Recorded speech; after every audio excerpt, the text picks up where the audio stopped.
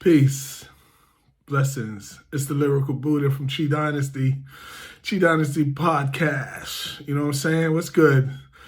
AKA Papa Sam here in Sydney, Australia. I'm good, man. Just chilling here on what is it? What day is it? It is the end of a Tuesday night. We'll just say a Tuesday night. You know, we're gonna go into Wednesday morning, but right now we're just gonna say Tuesday night. I'm original hip-hop dancer from New York City. Originally a dancer back in the 80s, doing electric boogie, popping.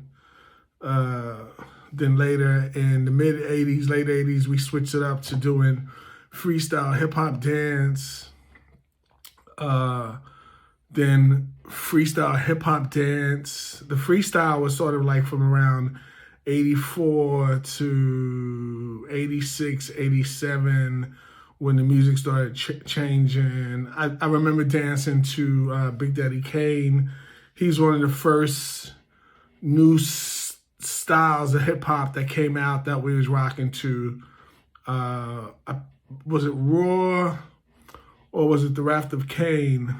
I forget the order when the songs came out, because before that, we was just kind of freestyling. Poppin' had kind of died off in New York. Breaking had kind of died off. So we young people, we were looking for the next thing to rock to, and the music sort of changed.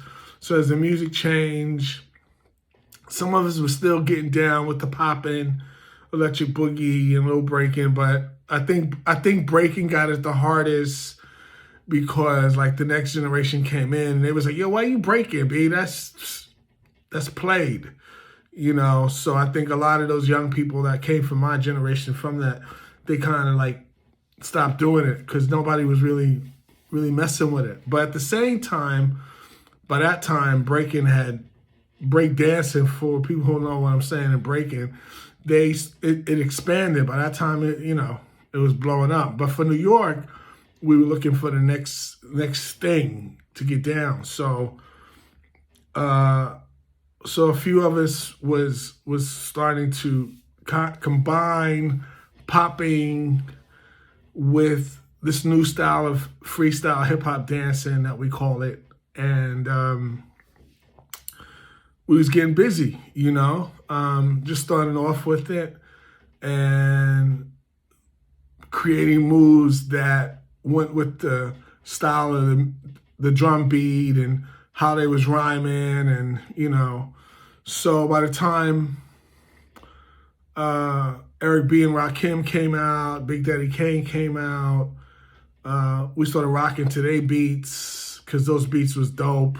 KRS-One was rocking, we was rocking to his beats, we was rocking the Coogee rap beats. It's a demo.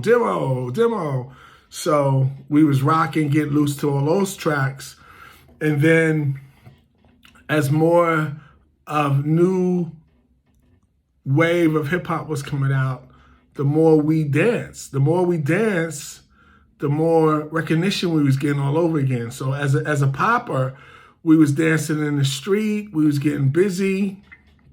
Some of us were doing little commercials, others, we got to do a little filming and little cameo movies. But most of the time we made our money on the streets, street dancing. Shout out to Float Committee. I used to rock with Float Committee for a long time down in Times Square, 44th Street, right in front of, what we do right in front of MTV. But we also rocked on 72nd Street with one of my dance partners, Mr. Cormac McCourt, Boogie C. And we was all getting busy back in the 80s, rocking like that. We go to school jams. We rock at school jams. I mean, we was popping everywhere. You was doing your electric boogie everywhere. Everybody was dancing. So we was getting our little 15 minutes of fame. But yeah, it as fast as it came is as fast as it went. But being a dancer, we looking for the next thing to do. So it wasn't even like we were looking, it just happened. So as the music was changing, my moves changed, the beats changed. the rhyming changed. So all this changed. We was rocking with the change. You know, we were part of that change. And so most of the kids who do hip hop dancing today, we were the inventors, the pioneers, the creators of this new style. Now remember, nothing's new under the sun. It's just that we recreated something that was here, but maybe done in a different way, maybe through tap dancing or through old school dancing from the 30s, the 40s, but we rocked it a new way through how we saw it and how it came through us and how we projected it through our movements, if that makes sense. You know, like the Lindy Hop, and I don't even know if I could do the Lindy Hop. Probably when I was young, if I would have been one of those dancers back then, I would have probably been getting busy. But looking at all those great dancers from back then, I go, wow, that's amazing. So, so when we came along, we was rocking and still rocking. And then being in clubs, being a dancer who was a battler, and I had already been in clubs since I was like 14, 13. I already knew how to battle, I'm being in clubs. So by the time hip hop dancing, freestyle dancing, everybody wasn't really battling in freestyle. Everybody was just trying to, as I remember, we weren't battling in freestyle. We were just happy to still be dancing. And freestyle dance was like a combination of like Webo dancing, loft dancing. You got people from Paradise Garage Club, so they was dancing. So like we were kind of mixing it all up with acrobatics, and then not really straight up breakdancing moves, but just like control moves. You do a handstand, and maybe you do a split while you're doing a handstand, and you come down, you do a slide like a Webo move, or maybe you do a flip.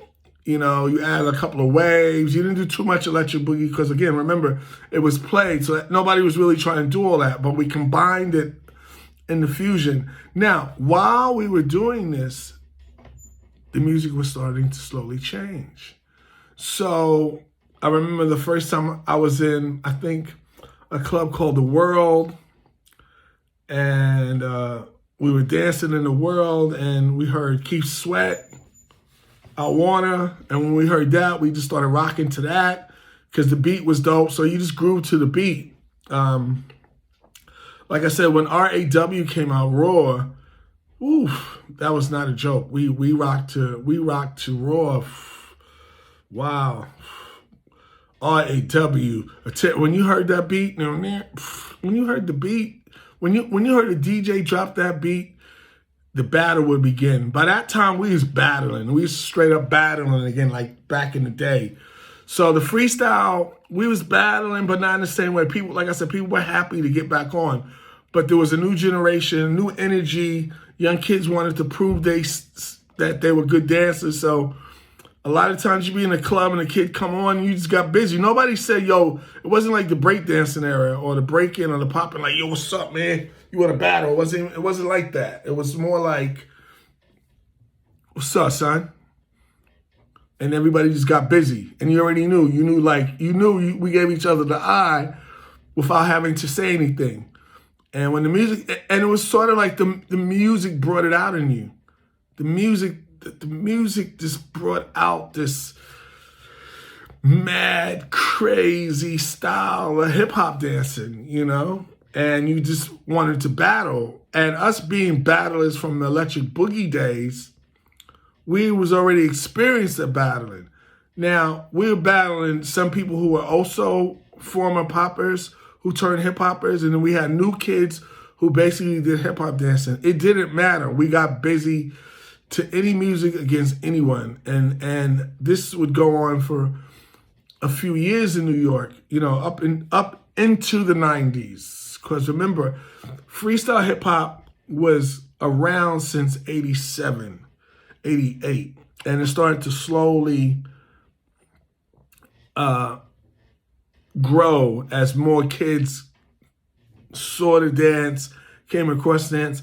And there was a difference between hip hop dancing and popping, because Popping is